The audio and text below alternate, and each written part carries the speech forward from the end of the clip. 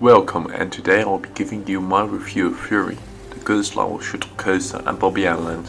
First some statistics and the backstory of the ride. Fury opened at Bobbejaanland, Castelli, Belgium.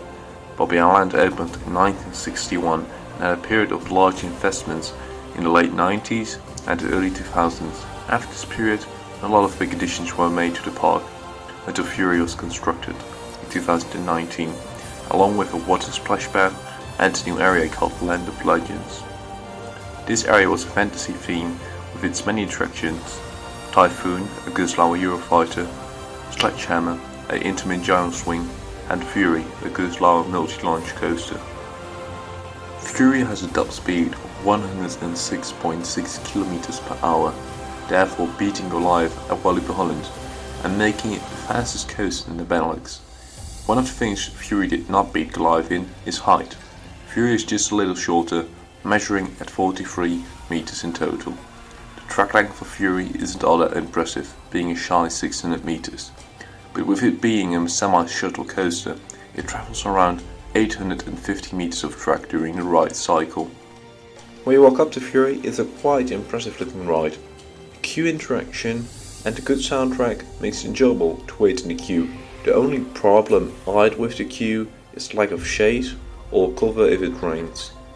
When entering the station, there's some cheap theming in there, but that isn't all that special about this ride. That is definitely the voting system, to either ride the coaster backwards or forwards. You can choose what kind of ride experience you want through a button on your lap while restrained. Although that sounds very nice and unique, which it totally is, but with separate gates in the station for always front facing ride or for always voting ride, makes it kind of useless. When sitting on the voting train, you will slowly move towards the turntable. Once on there, the train will either rotate and face you backwards or forwards. That depends on the thing you voted, and the majority of the train voted that thing. Then there's a surprise launch. It's pretty weak, but it's a lot of fun if you didn't expect it. Then you fall backwards again and hit the most powerful launch. After reaching your top speed, you're up sent a 43 meter top hat, which will give you some okay airtime and push you back to the ground into a forceless valley and garb into your first inversion, a junior scorpion tail, which will repeat and enter the second junior scorpion tail, making it your second inversion, but again, all forceless.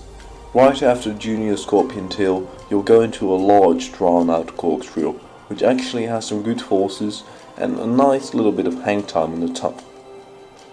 After that, you will hit the final brakes that don't completely stop you and let you go into an inverting spike, which will give some great hang time.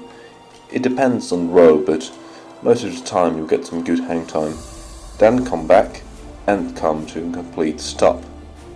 Just to sum it all up, Fury is a nice addition to the park, and the park badly needed it. The theming is cheap but fine, and the coaster itself is pretty mediocre and forceless, but fun nonetheless.